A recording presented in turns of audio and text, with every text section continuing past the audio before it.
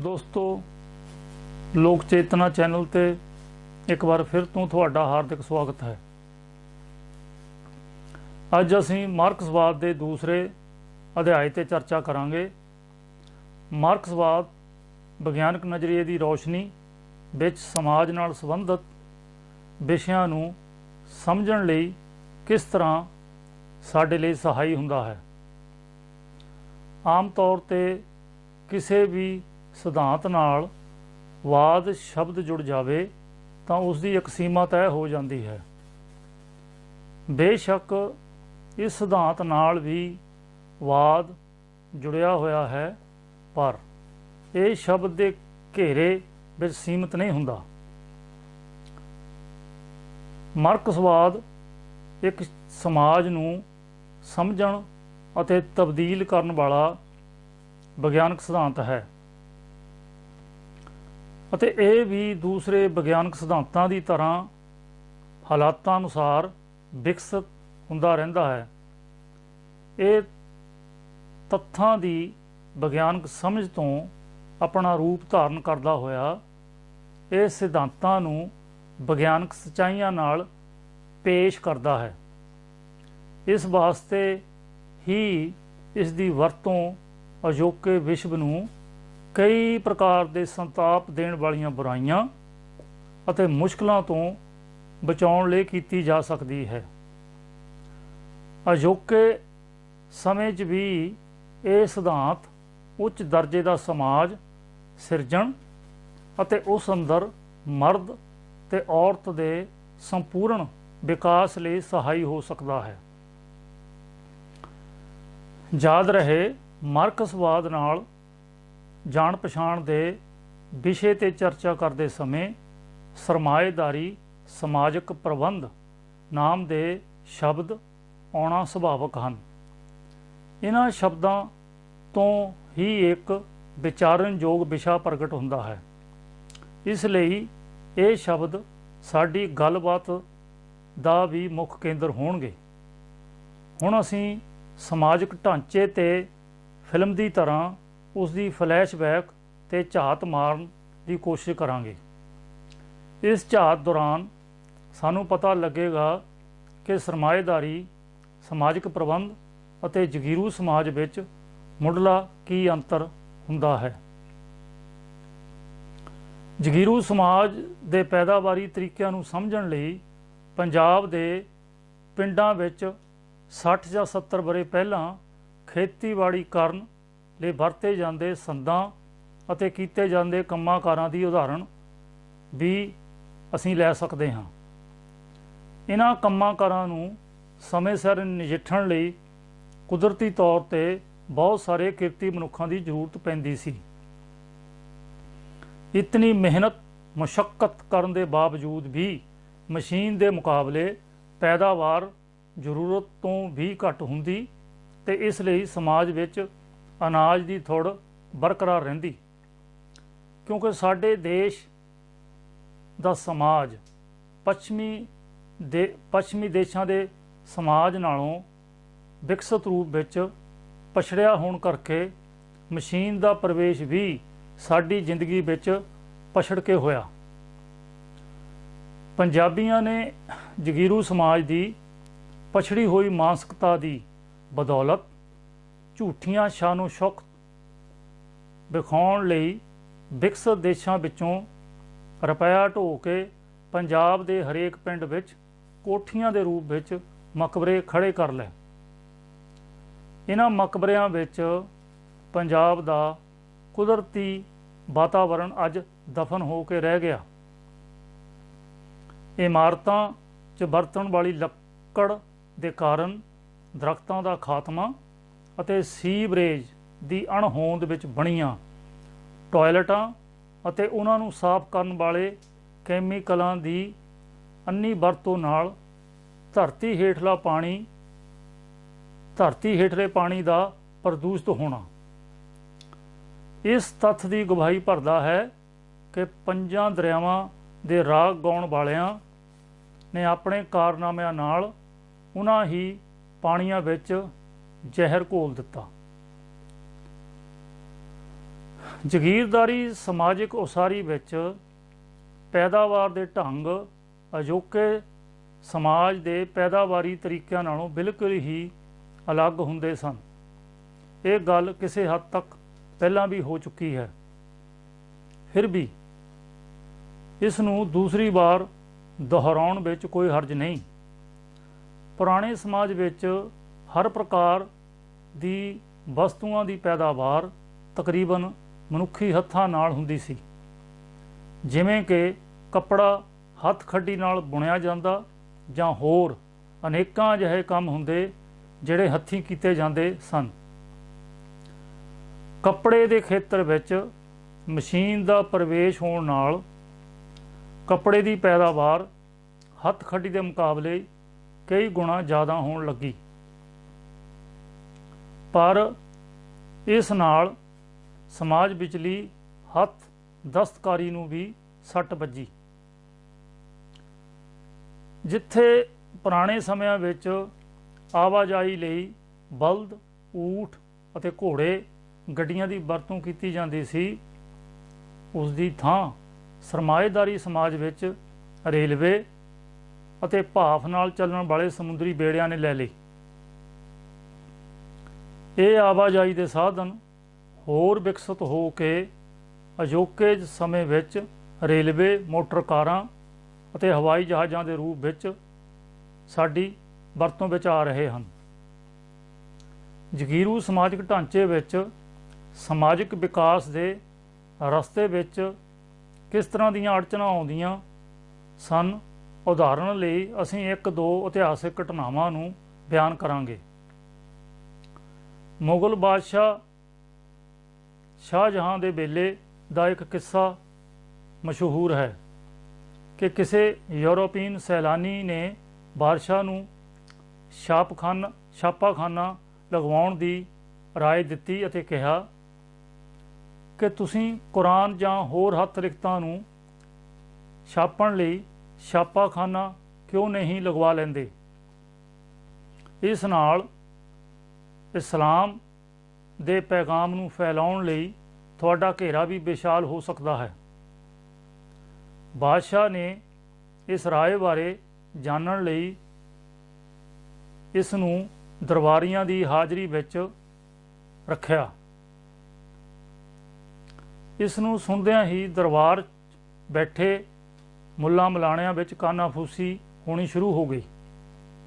ਉਹਨਾਂ ਆਪਣੇ ਪੱਖ ਤੋਂ ਇਹ ਦਲੀਲ ਦਿੰਦਿਆਂ ਵਿਰੋਧ ਕੀਤਾ ਅਤੇ ਕਿਹਾ, ਬਾਦਸ਼ਾਹ ਹਜ਼ੂਰ, ਜੇਕਰ ਕੁਰਾਨ ਜਾਂ ਹੋਰ ਮਜ਼ਹਬ ਨਾਲ ਸੰਬੰਧਿਤ ਹੱਥ ਲਿਖਤਾਂ ਛਾਪੇਖਾਨੇ ਨਾਲ ਛਾਪੀਆਂ ਗਈਆਂ ਤਾਂ ਇਹ ਅਪਵਿੱਤਰ ਹੋ ਜਾਣਗੀਆਂ ਅਤੇ ਇਸ ਤੋਂ ਵੀ ਬੁਰੀ ਗੱਲ ਇਹ ਹੋਵੇਗੀ ਕਿ ਅੱਲਾ ਰਸੂਲ ਦੀ ਨਜ਼ਰ ਵਿੱਚ ਇਹ ਇੱਕ ਗੁਨਾਹ ਹੋਵੇਗਾ। ਲਗਭਗ 2 ਸਦੀਆਂ ਬਾਅਦ ਮਹਾਰਾਜਾ ਰਣਜੀਤ ਸਿੰਘ ਨੇ ਅੰਗਰੇਜ਼ਾਂ ਦੇ ਯਤਨ ਨਾਲ ਆਪਣੇ ਸ਼ਾਸਨ ਕਾਲ ਦੌਰਾਨ ਛਾਪਾਖਾਨਾ ਲਗਾਉਣ ਦੀ ਪਹਿਲ ਕਦਮੀ ਕੀਤੀ। ਇਸ ਤਰ੍ਹਾਂ ਦਾ ਹੀ ਇੱਕ ਹੋਰ ਕਿੱਸਾ ਪੁਰਾਣੇ ਚੀਨ ਨਾਲ ਸੰਬੰਧਿਤ ਹੈ। ਪੁਰਾਣੇ ਚੀਨ ਵਿੱਚ ਛਾਪੇਖਾਨੇ ਨੂੰ ਵਿਆਪਕ ਰੂਪ ਵਿੱਚ ਨਹੀਂ ਵਰਤਿਆ ਗਿਆ, ਇਸ ਲਈ ਉਸ ਤੋਂ ਉਹ ਸਿੱਟੇ ਨਹੀਂ ਨਿਕਲੇ ਜਿਹੜੇ ਬਾਅਦ ਵਿੱਚ ਸਰਮਾਏਦਾਰੀ ਦੌਰ ਵਿੱਚ ਹੱਥ ਲਿਖਤਾਂ ਨੂੰ ਵੱਡੀ ਪੱਧਰ 'ਤੇ ਛਾਪ ਕੇ ਅਤੇ ਕਿਤਾਬਾਂ ਦੇ ਰੂਪ ਵਿੱਚ ਅਖਬਾਰਾਂ ਨੂੰ ਵਰਤ ਕੇ ਪ੍ਰਚਾਰ ਪ੍ਰਸਾਰ ਕਰਨ ਵਿੱਚ ਨਿਕਲੇ। ਇੱਕ ਪੁਰਾਣੀ ਕਹਾਵਤ ਹੈ ਕਿ ਰੋਮ ਇੱਕ ਰਾਤ 'ਚ ਨਹੀਂ ਬਣਿਆ। ਇਸ ਤਰ੍ਹਾਂ ਹੀ ਪੁਰਾਣੇ ਸਮਾਜ ਨੂੰ ਨਵੇਂ ਸਮਾਜਿਕ ਪ੍ਰਬੰਧ ਵਿੱਚ ਤਬਦੀਲ ਹੋਣ ਲਈ ਸਦੀਆਂ ਦਾ ਸਮਾਂ ਲੱਗਦਾ ਹੈ।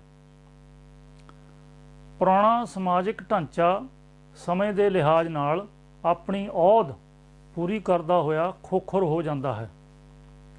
ਜਿਵੇਂ ਪੁਰਾਣੀ ਇਮਾਰਤ ਦੇ ਖੰਡਰ ਵਾਲੀ ਥਾਂ 'ਤੇ ਨਵੀਂ ਇਮਾਰਤ ਦੀ ਉਸਾਰੀ ਕੀਤੀ ਜਾਂਦੀ ਹੈ, ਉਸੇ ਤਰ੍ਹਾਂ ਹੀ ਨਵੇਂ ਸਮਾਜਿਕ ਢਾਂਚੇ ਦੀ ਉਸਾਰੀ ਪੁਰਾਣੇ ਸਮਾਜਿਕ ਪ੍ਰਬੰਧ ਦੇ ਖੰਡਰ 'ਤੇ ਹੁੰਦੀ ਹੈ। ਬਾਹਰਲੀਆਂ ਸਮਾਜਿਕ ਤਬਦੀਲੀਆਂ ਜੋ ਸਾਨੂੰ ਨਜ਼ਰ ਆਉਂਦੀਆਂ ਹਨ, ਉਹਨਾਂ ਦੇ ਪਿਛੋਕੜ ਵਿੱਚ ਕੁਝ ਨਿਰਧਾਰਤ ਨਿਯਮ ਕੰਮ ਕਰਦੇ ਹਨ।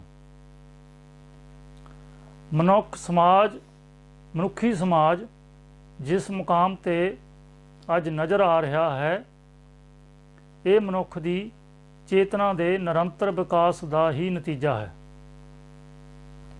ਉਸ ਨੇ ਗਿਆਨ ਨੂੰ ਅਨੁਸ਼ਾਸਨਬੱਧ ਕਰਦੇ ਹੋਏ ਅਤੇ ਅਮਲ ਵਿੱਚ ਲਿਆ ਕੇ ਵਿਗਿਆਨ ਦਾ ਯੁੱਗ ਸ਼ੁਰੂ ਕੀਤਾ। ਵਿਗਿਆਨਕ ਤਰੀਕੇ ਨਾਲ ਮਨੁੱਖ ਨੇ ਕੁਦਰਤ ਦੇ ਨਿਯਮਾਂ ਨੂੰ ਸਮਝਦੇ ਹੋਏ ਮਨੁੱਖੀ ਜ਼ਿੰਦਗੀ ਦੀਆਂ ਸਹੂਲਤਾਂ ਲਈ ਅਨੇਕਾਂ ਖੋਜਾਂ ਕੀਤੀਆਂ। ਮਿਸਾਲ ਦੇ ਤੌਰ ਤੇ ਅੱਜ ਮਨੁੱਖ ਸਿਰ ਤੋਂ ਲੈ ਕੇ ਪੈਰਾਂ ਤੱਕ ਜੋ ਵੀ ਪਹਿਨਦਾ ਹੈ ਅਤੇ ਇਸ ਤੋਂ ਇਲਾਵਾ ਜ਼ਿੰਦਗੀ ਜਿਉਣ ਲਈ ਲੋੜੀਂਦੇ ਸਾਧਨ ਵੀ ਸਭ ਵਿਗਿਆਨ ਦੀ ਦੇਣ ਹਨ। ਪਰ ਅਸੀਂ ਵਿਗਿਆਨੀਆਂ ਦੇ ਰਿਣੀ ਅਤੇ ਧੰਨਵਾਦੀ ਹੋਣ ਦੀ ਬਜਾਏ ਆਮ ਤੌਰ ਤੇ ਸੁਣਦੇ ਹਾਂ ਰੱਬ ਦੀ ਵਡਿਆਈ ਕਰਦੇ ਸਮੇਂ ਲੋਕ ਕਹਿੰਦੇ ਹਨ ਕਿ ਰੱਬ ਦੇ ਆਸਰੇ ਵਧੀਆ ਜ਼ਿੰਦਗੀ ਗੁਜ਼ਾਰ ਰਹੇ ਹਾਂ। ਪ੍ਰਾਚੀਨ ਮਨੁੱਖ ਨੂੰ ਆਪਣੇ ਜੀਵਨ ਨਿਰਵਾਹ ਲਈ ਬਹੁਤ ਸਖਤ ਮੁਸ਼ੱਕਤ ਕਰਨੀ ਪੈਂਦੀ। ਉਹ ਸੋਚਦਾ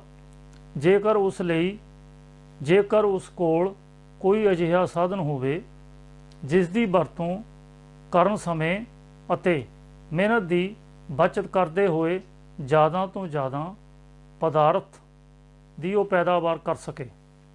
ਜਦੋਂ ਮਨੁੱਖ ਨੇ ਆਪਣੇ ਆਲੇ ਦੁਆਲੇ ਅਤੇ ਕੁਦਰਤੀ ਵਰਤਾਰੇ ਨੂੰ ਵੇਖ ਕੇ ਸੋਚਣਾ ਸ਼ੁਰੂ ਕੀਤਾ ਤਾਂ ਉਸ ਦੇ ਦਿਮਾਗ ਵਿੱਚ ਪ੍ਰਸ਼ਨਾਂ ਦੀ ਉਥਲ ਪੁਥਲ ਹੋਣੀ ਸੁਭਾਵਿਕ ਗੱਲ ਸੀ। ਉਸ ਦੇ ਦਿਮਾਗ 'ਚ ਹੋ ਰਹੀ ਇਸ ਉਥਲ ਪੁਥਲ ਦਾ ਹੀ ਨਤੀਜਾ ਸੀ ਕਿ ਉਸ ਨੇ ਇਹਨਾਂ ਸਵਾਲਾਂ ਦੇ ਉੱਤਰ ਵਜੋਂ ਇਸ ਨੂੰ ਵਿਗਿਆਨਕ ਖੋਜਾਂ ਦੇ ਰੂਪ ਵਿੱਚ ਪ੍ਰਗਟ ਕੀਤਾ। ਉਸ ਨੇ ਤੇਜ਼ੀ ਨਾਲ ਗਿਆਨ ਹਾਸਲ ਕਰਕੇ ਮਸ਼ੀਨ ਬਣਾਉਣ ਵਿੱਚ ਸਫਲਤਾ ਪ੍ਰਾਪਤ ਕਰ ਲਈ। ਮਸ਼ੀਨ ਨੂੰ ਮਨੁੱਖੀ ਜ਼ਿੰਦਗੀ ਦੀ ਸਹੂਲਤ ਲਈ ਵਰਤਦੇ ਹੋਏ ਉਸਨੇ ਸਮਾਜ ਦੇ ਇਤਿਹਾਸ ਵਿੱਚ ਇੱਕ ਨਵੇਂ ਉਦਯੋਗਿਕ ਯੁੱਗ ਦੀ ਸ਼ੁਰੂਆਤ ਕੀਤੀ। ਮਨੁੱਖੀ ਵਿਕਾਸ ਦੇ ਇਸ ਪੜਾਅ ਨੂੰ ਅਸੀਂ ਇਤਿਹਾਸ ਵਿੱਚ ਉਦਯੋਗਿਕ ਕ੍ਰਾਂਤੀ ਦੇ ਨਾਮ ਨਾਲ ਜਾਣਦੇ ਹਾਂ। ਇਹ ਉਦਯੋਗਿਕ ਕ੍ਰਾਂਤੀ ਮੁੱਢਲੇ ਰੂਪ ਵਿੱਚ ਬਰਤਾਨੀਆ ਅਤੇ ਫਿਰ ਯੂਰਪ ਵਿੱਚ ਵਾਪਰੀ। ਮਸ਼ੀਨ ਨੂੰ ਸੰਗਠਿਤ ਰੂਪ ਦੇ ਤੌਰ ਤੇ ਵਰਤਣ ਲਈ ਕਾਰਖਾਨੇ ਵਜੂਦ ਵਿੱਚ ਆਏ। ਇਹਨਾਂ ਮਿੱਲਾਂ ਅਤੇ ਕਾਰਖਾਨਿਆਂ ਵਿੱਚ ਵੱਖਰੋ ਵੱਖਰੇ ਤਰ੍ਹਾਂ ਦਾ ਉਤਪਾਦਨ ਹੋਣ ਲੱਗਾ, ਜਿਵੇਂ ਕਿ ਕੱਪੜਾ, ਖਾਦ ਵਸਤਾਂ ਅਤੇ ਰੇਲਵੇ ਦਾ ਸਾਜੋ ਸਮਾਨ ਵਗੈਰਾ ਵਗੈਰਾ।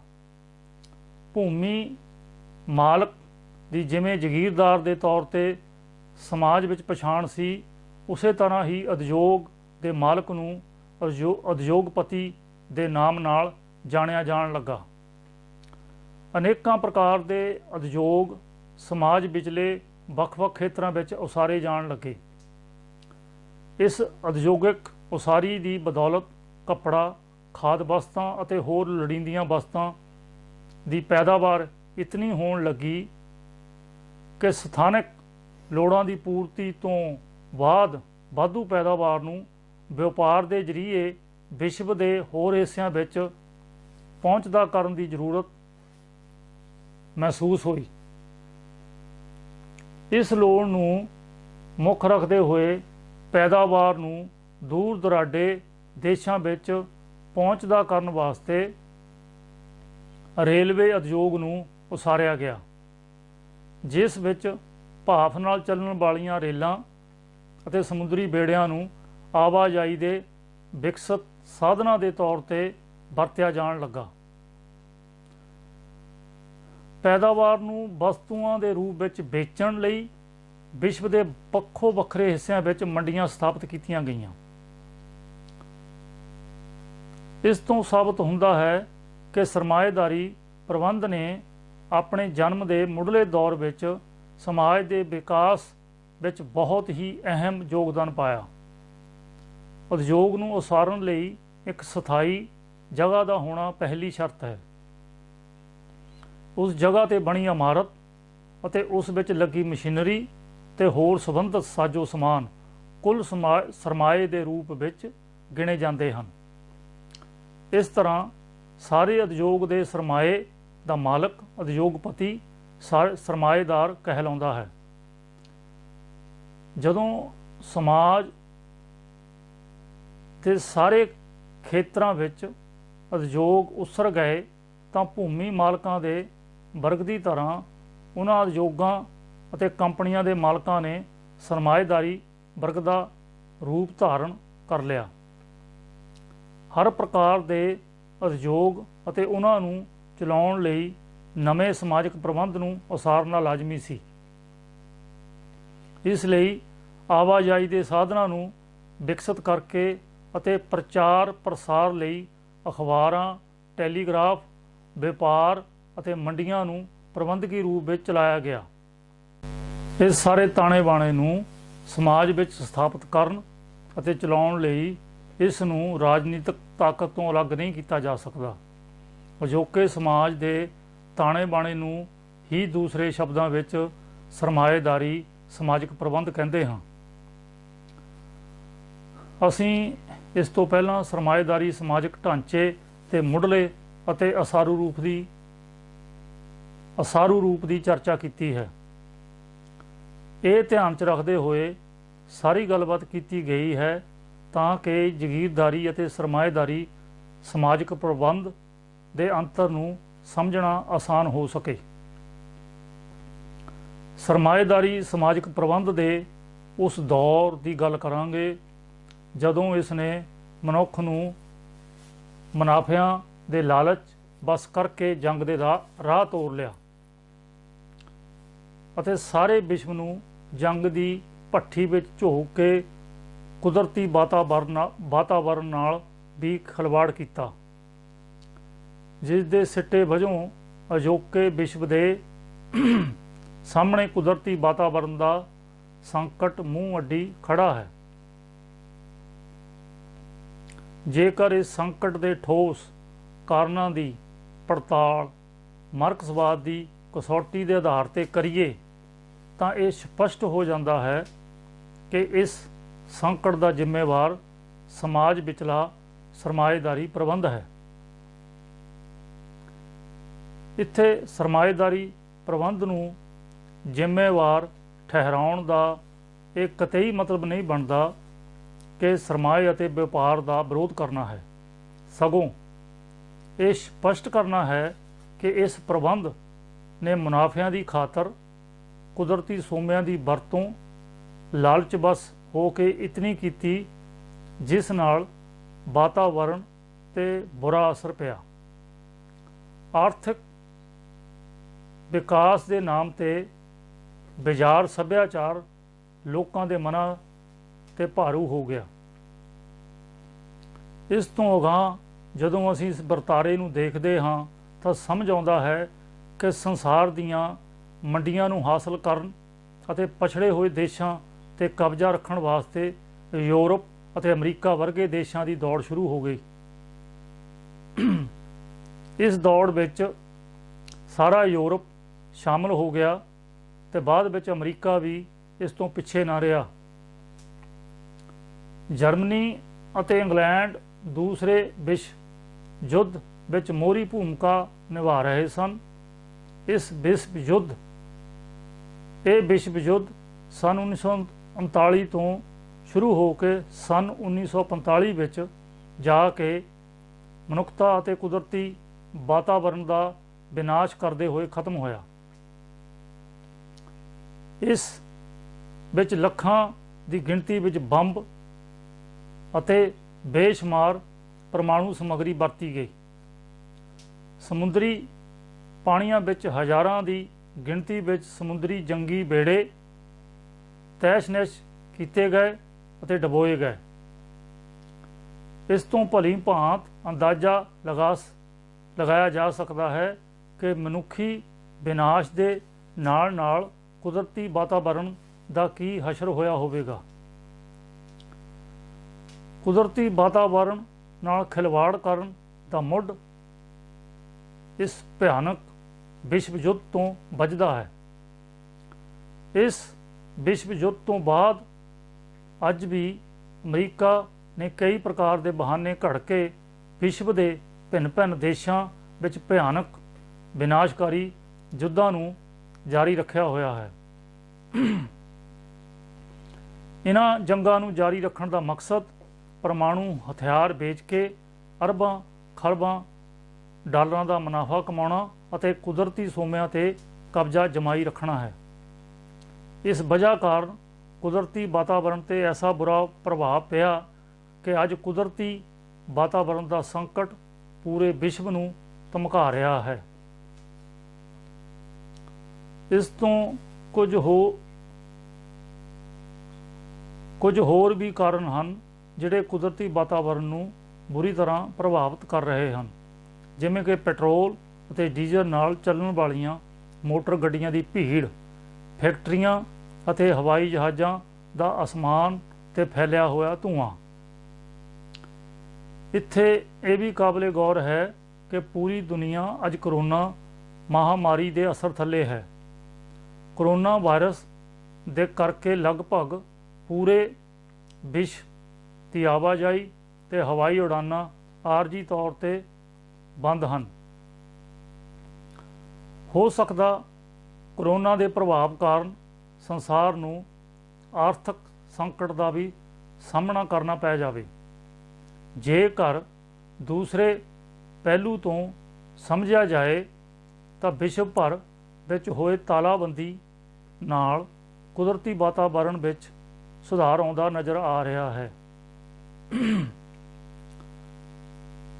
ਮਨੁੱਖੀ ਸਮਾਜ ਹਮੇਸ਼ਾ ਹੀ ਤਬਦੀਲ ਹੁੰਦਾ ਅਤੇ ਵਿਕਾਸ ਕਰਦਾ ਆਇਆ ਹੈ, ਪਰ ਐਸੇ ਆਪ ਹੁਦਰੇ ਅਤੇ ਆਰਥਿਕ ਵਿਕਾਸ ਦਾ ਕੀ ਲਾਭ, ਜਿਸ ਨਾਲ ਕੁਦਰਤੀ ਵਾਤਾਵਰਣ ਦਾ ਨੁਕਸਾਨ ਕਰਦਾ ਹੋਇਆ ਸਰਮਾਏਦਾਰੀ ਪ੍ਰਬੰਧ ਵਿਸ਼ਵ ਨੂੰ ਵਿਕਾਸ ਦੇ ਨਾਮ ਤੇ ਵਿਨਾਸ਼ ਦੇ ਰਾਹ ਪਾ ਦੇਵੇ।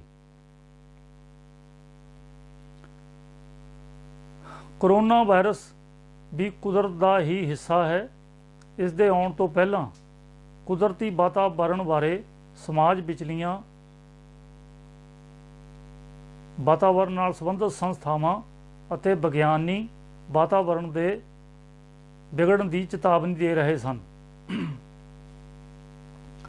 ਪਰ ਹੈਰਾਨੀ ਦੀ ਗੱਲ ਇਹ ਹੈ ਕਿ ਕਿਸੇ ਵਿਗਿਆਨਕ ਅਦਾਰੇ ਜਾਂ ਸੰਸਥਾ ਨੇ ਇਹ ਦੱਸਣ ਦੀ ਖੇਚਲ ਨਹੀਂ ਕੀਤੀ ਕਿ ਮੁੱਢਲੇ ਤੌਰ 'ਤੇ ਕੁਦਰਤੀ ਵਾਤਾਵਰਣ ਦੇ ਨਾਲ ਖਿਲਵਾੜ ਕਰਨ ਦੇ ਜ਼ਿੰਮੇਵਾਰ ਕਿਹੜੇ ਸਮਾਜ ਦੇ ਲੋਕ ਹਨ, ਜਾਂ ਜਿਹੜੇ ਰਾਜਨੀਤਿਕ ਕਠਪੁਤਲੀਆਂ ਤੋਂ ਜੰਗਾਂ ਦਾ ਐਲਾਨ ਕਰਾਉਂਦੇ ਹਨ। ਇਸ ਦੀਆਂ ਤਾਜ਼ਾ ਉਦਾਹਰਣਾਂ ਇਰਾਕ, ਸੀਰੀਆ ਅਤੇ ਅਫਗਾਨਿਸਤਾਨ ਦੀਆਂ ਜੰਗਾਂ ਹਨ। ਦੂਸਰਾ, ਮੋਟਰ ਕਾਰਾਂ ਦੀਆਂ ਕੰਪਨੀਆਂ ਵੱਲੋਂ ਅੰਧਾਧੁੰਦ ਕਾਰਾਂ ਦਾ ਨਿਰਮਾਣ ਕਰਨਾ ਇਸ ਗੱਲ ਦਾ ਗਵਾਹ ਹੈ ਕਿ ਵਿਸ਼ਵ ਦੇ ਮਹਾਨਗਰਾਂ ਵਿਚਲੀਆਂ ਸੜਕਾਂ ਤੇ ਮੋਟਰ ਗੱਡੀਆਂ ਦੀ ਇਤਨੀ ਭੀੜ ਹੁੰਦੀ ਹੈ ਕਿ ਘੰਟਿਆਂ ਤੱਕ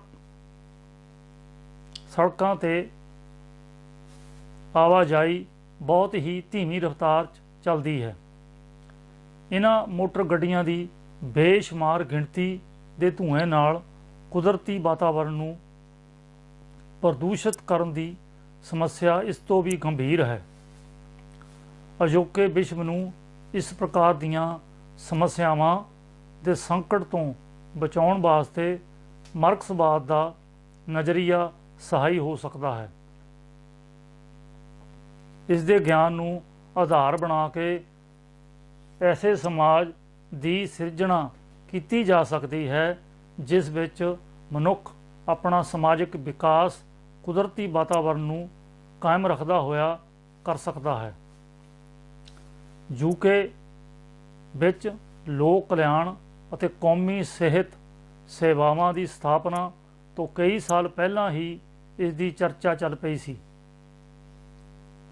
ਇਹ 1942 ਦੀ ਜੰਗ ਦਾ ਉਹ ਦੌਰ ਸੀ ਜਦੋਂ ਸਰ ਵਿਲੀਅਮ ਬੈਬਰਿਜ ਦੀ ਕਮੇਟੀ ਨੇ ਆਪਣੀ ਰਿਪੋਰਟ ਵਿੱਚ ਲੋਕ ਕਲਿਆਣ ਦੇ ਪ੍ਰਬੰਧ ਨੂੰ ਸਥਾਪਿਤ ਕਰਨ ਦੀ ਸਿਫਾਰਿਸ਼ ਕੀਤੀ ਸੀ। ਬਹੁਤ ਸਾਰੇ ਵਿਦਵਾਨ ਮੰਨਦੇ ਹਨ ਕਿ ਲੋਕ ਕਲਿਆਣ ਦੀ ਸਥਾਪਨਾ ਦਾ ਖਿਆਲ ਕੋਈ ਅਚੇਤ ਘਟਨਾ ਨਹੀਂ ਸੀ, ਬਲਕਿ ਇਸ ਦੇ ਪਿੱਛੇ ਰੂਸੀ ਕ੍ਰਾਂਤੀ ਤੋਂ ਬਾਅਦ ਆਈਆਂ ਤਬਦੀਲੀਆਂ ਦਾ ਬਹੁਤਾ ਅਸਰ ਸੀ। ਨੈਸ਼ਨਲ ਹੈਲਥ ਸਰਵਿਸ ਦੀ ਸਥਾਪਨਾ ਸੰਨ 1948 ਵਿੱਚ ਪ੍ਰਧਾਨ ਮੰਤਰੀ ਕਲੀਮੈਂਟ ਐਟਲੀ ਦੀ ਅਗਵਾਈ ਵਾਲੀ ਸਰਕਾਰ ਨੇ ਕੀਤੀ ਸੀ। ਇਸ ਦੀ ਸਥਾਪਤੀ ਵੇਲੇ ਬਹੁਤ ਸਾਰੇ ਡਾਕਟਰਾਂ ਨੇ ਇਸ ਦਾ ਡਟਵਾਂ ਵਿਰੋਧ ਕੀਤਾ। ਇਹ ਉਹ ਸਮਾਂ ਸੀ ਜਦੋਂ ਇੰਗਲੈਂਡ ਦੋ ਵਿਸ਼ਵ ਜੰਗਾਂ ਦਾ ਝੰਬਿਆ ਹੋਇਆ ਕੰਗਾਲੀ ਦੇ ਕੰਢੇ ਤੇ ਖੜਾ ਸੀ, ਪਰ ਇਸ ਦੇ ਬਾਵਜੂਦ ਨੈਸ਼ਨਲ ਹੈਲਥ ਸਰਵਿਸ ਦੀ ਸਥਾਪਨਾ ਇੱਕ ਸਵਾਲ ਖੜਾ ਕਰਦੀ ਹੈ, ਕਿਉਂ ਇਸ ਦੀ ਇਤਨੀ ਲੋੜ ਸਮਝੀ ਗਈ। ਇਸ ਸਵਾਲ ਦਾ ਉੱਤਰ ਰੂਸੀ ਕ੍ਰਾਂਤੀ ਨਾਲ ਜੁੜਿਆ ਹੋਇਆ ਹੈ, ਭਾਵ ਨੈਸ਼ਨਲ ਹੈਲਥ ਸਰਵਿਸ ਯੂਕੇ ਦੀ ਸਥਾਪਨਾ ਮਾਰਕਸਵਾਦ ਦੇ ਨਜ਼ਰੀਏ ਤੋਂ ਹੀ ਕੀਤੀ ਗਈ ਸੀ। ਧੰਨਵਾਦ ਦੋਸਤੋ, ਅਗਲੇ ਐਪੀਸੋਡ 'ਚ ਫਿਰ ਮਿਲਾਂਗੇ।